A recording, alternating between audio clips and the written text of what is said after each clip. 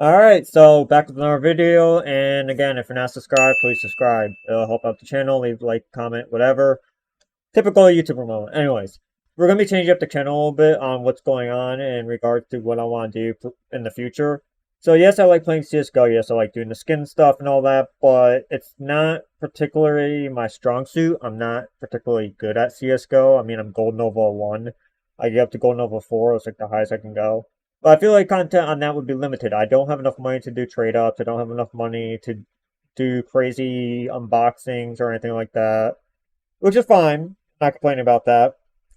But I'm also building an e-bike. As some of you guys know, e-bike used to be in the back of some of my videos. I also have done countless videos about the one I'm building.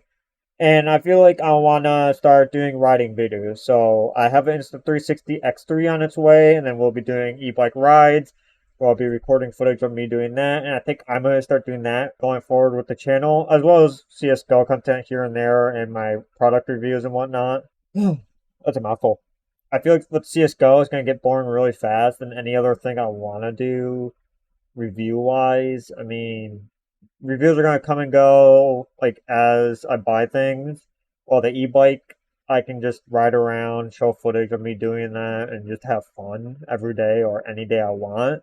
I feel like there's a lot more content I could create with that, as well as going over the build of the e-bike so people can build their own. So now we'll get into the part where I show you guys what I've worked on with the e-bike and what's still left to be done. Okay, so the bike's basically done. I just need to get the battery, which should be shipping in 15 days, and then I'll be able to put all the wiring away, and we should be able to ride around on this.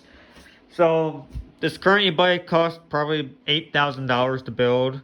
Now, granted, there are a lot of redundancy and like accessories that I have installed on here, so I'll walk you through the bike, what I have, and if I forget anything, just ask me in the comments and I'll let you guys know.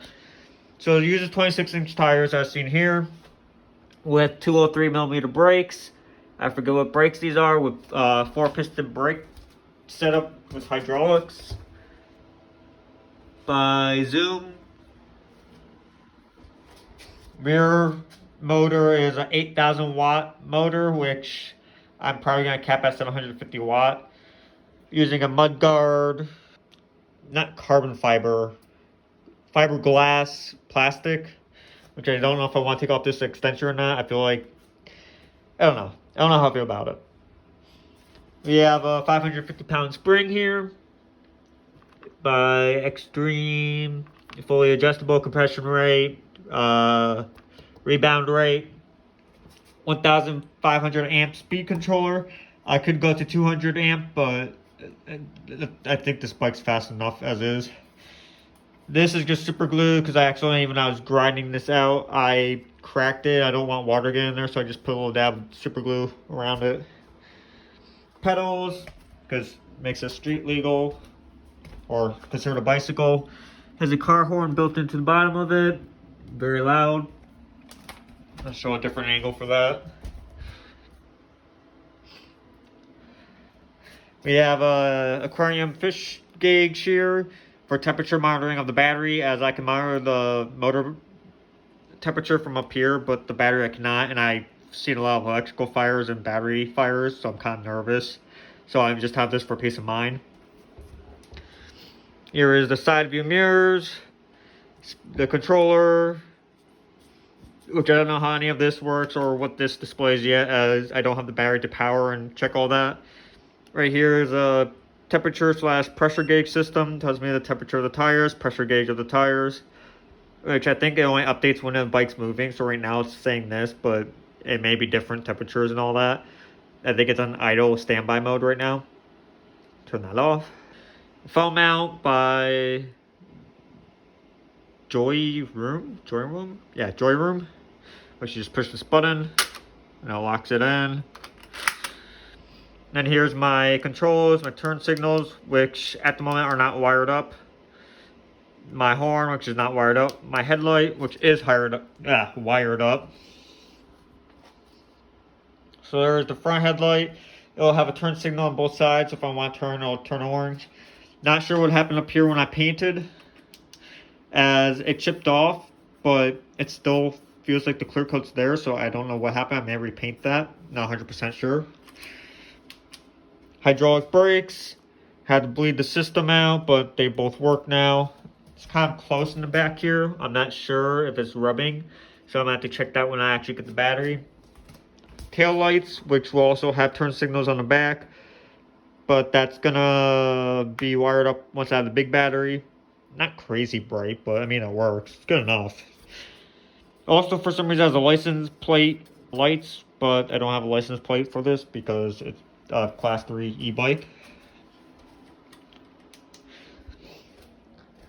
Cable I still have to route for the side of it. I gotta figure out if I'm gonna mount on the side or on the bottom. I'll show you guys the LED kit. I'll get back to you guys in a second. Okay, here's the bike all lit up. So we have underglow under the fenders. One side's not working, but that's because it's not plugged in probably. We have it in the back there. Under. In the back of the forks. Under the seat. Next to the pedals. Now that was like a $150 kit. I don't think technically it's worth it, but I'd rather be high vis at night opposed to not having any visibility. Specs of the system. As I said, 8,000 watt motor. This is going to be a 72 volt 54 AH Samsung cell battery. It can do 200 amps or BMS, which I think is battery management system. I think that's what it stands for. So it can do 200 BMS, but the speed controller is only rated for 150, so it's only going to pull 150. The 50 extra amps I'm hoping will reduce the battery heat as well as increase the range. They claim I can get 65 miles at 32 miles per hour, but I'm not sure. I also found out this motor has something called regenerative braking, which I have to set up in the speed controller when I plug it all in. So that could give me a 10% increase in range. So what, like 70 miles maybe? If that. There's not many hills, so I don't see how that would work, but now I taped this because I custom painted this myself. As you can see, there's a few chips. I used custom cans paint. I clear coated it. I used a ceramic coating and it's still chipping. I probably should have powder coated it, at least the metal parts, but I didn't know anyone local at the time.